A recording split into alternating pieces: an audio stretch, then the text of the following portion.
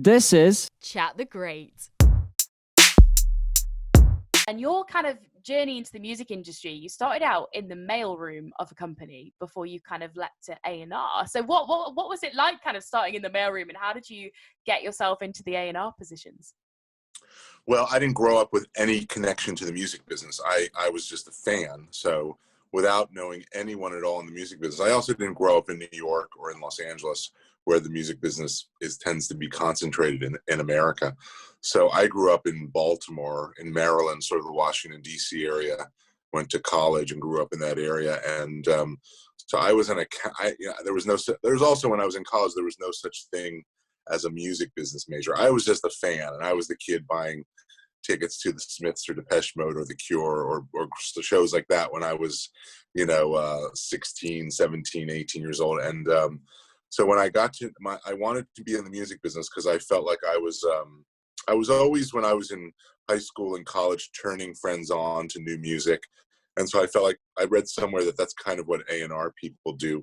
And so I thought, well, maybe I should try to be an A&R person. Didn't really know what it entailed or anything, but I was convinced I could be an A&R. So there was no such thing as music business majors in college. So at my university, the University of Maryland, I was an accounting major, business major, and I got a job at a big accounting firm in New York City. And that was my ticket moving from Maryland to New York, with a real job. And I quit that job after about 8-9 months. I was working in World Trade Center #1, which doesn't exist anymore, and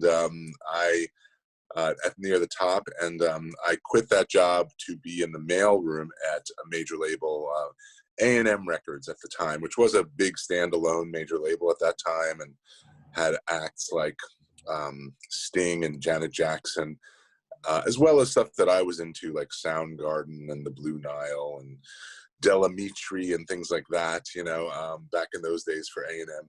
And this was in the early 90s. And from there, I just kind of worked my way up. Then I moved to Los Angeles. I was a little tired of New York City, and I moved to Los Angeles and worked for Universal, for MCA Records, Universal Music. And my ex-wife and I, she hated Los Angeles. We moved back to New York.